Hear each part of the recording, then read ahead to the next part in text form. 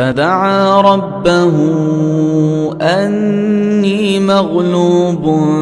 فانتصر ففتحنا أبواب السماء بماء منهمر وفجرنا الأرض عيونا فالتقى الماء على أمر قد قدر وحملناه على ذات ألواح ودسر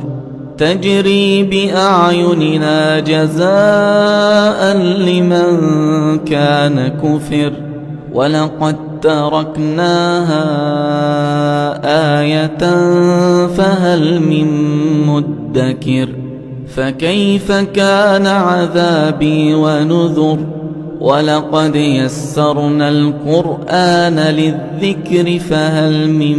مدكر